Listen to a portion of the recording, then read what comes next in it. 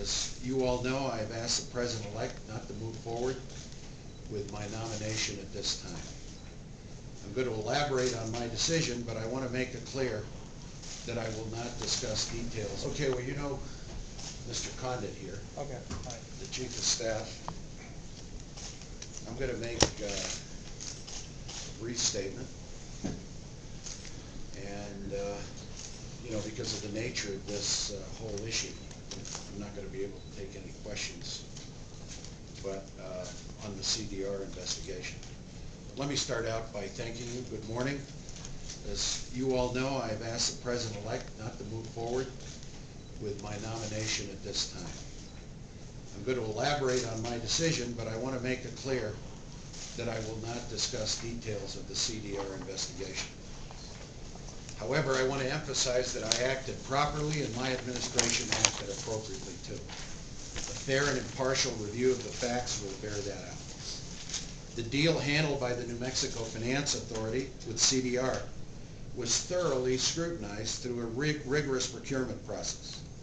I always fully expected that my administration would be cleared of any wrongdoing and it would be clear that nothing improper took place.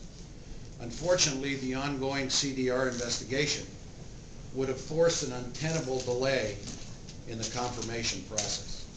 And given the gravity of the economic situation the nation is facing, I could not in good conscience ask the President-elect and his administration to delay for one day the important work that needs to be done. Well, this decision was a difficult one. I think it was the right thing to do. I made the decision over the weekend after exploring my options. I had hoped that the CDR investigation would have concluded in December with a clean bill of health for my administration. Since the investigation was not finished in December, and as long as the CDR investigation is ongoing, I made the decision to withdraw as the President-elect's nominee for Commerce Secretary rather than ask for a delay in my appointment. I underestimated how long the CDR investigation would take, but I have faith in the criminal justice process and we must allow it to run its course. I also don't want to jeopardize the process by commenting on it today. As you might expect, I'm disappointed in the turn of events. There were a lot of ways in which I thought I could help this country in a time of financial crisis. Sometimes your own dreams and plans must take a back seat to what is best for the nation. The President-elect said in his statement yesterday that he looks forward to my future service in his administration. I still believe I have a lot to give in public service. But today, I will continue with a challenging job, the one that I love the most, of being governor and preparing a state budget and working with Lieutenant Governor Diane Dennis and the New Mexico legislature and its citizens to move New Mexico forward. Now, I will take 2 or 3 questions, but as I said, I will not answer any questions related to the CDR investigation.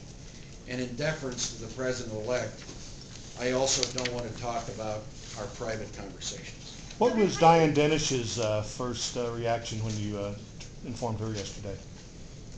We spoke yesterday morning. I gave her a briefing of what the President-elect was going to say, what I said.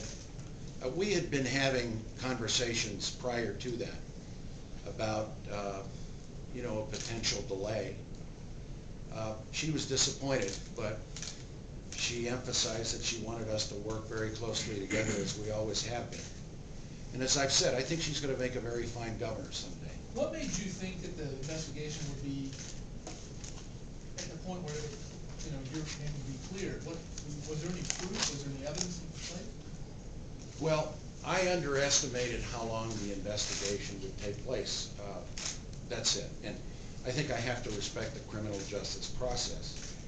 But again, as I said in my statement, the investigation has been taking longer, and I have to respect that. What I didn't want is to get into the confirmation hearings with the inquiry still going on. Governor, how do you know that your administration acted properly? Have you conducted an internal investigation? I'm not going to answer that. Governor, it's been reported that the transition team pressured you to withdraw your name. Whose idea was it to withdraw? It was my idea to withdraw. I withdrew because I felt I didn't want a possible inquiry going on to delay the enormous progress we need to rebuild this economy. Now, let me just say something else. You know, yesterday I was hurting over this decision. I lost a cabinet appointment, but I think we have to focus on what people are losing in this country. You know, the American people in New Mexico are losing jobs, they're losing their savings, they're losing their homes. That's the real tragedy. You know, mine is minor compared to that. And I think what we need to do is move ahead with the agenda for New Mexico. And I'm fully engaged in getting my budget priorities and my legislative package. I'm meeting with the cabinet tomorrow. We're going to have some 2 good announcements about continuing jobs in New Mexico on Wednesday. And so I am moving forward aggressively in what is going to be my focus from now on. Governor of New Mexico. We're gonna take one last question. Governor, do you have a lawyer? I am not getting into any more questions. Governor, do you plan on finishing your term as governor? Are you going to leave open the possibility of? Thank you, guys. Sorry about yesterday, guys. But now we can get back to the legislature. My focus is going to be New Mexico. Thank you for being here today. Va a aplicar, En español. va a aplicar su Governor, why don't you answer the question about the internal investigation of the state highway? Yo, I think I speak for everybody when I say they dream of success in a career. Same goes here, there's no rest. No rest deservedly go.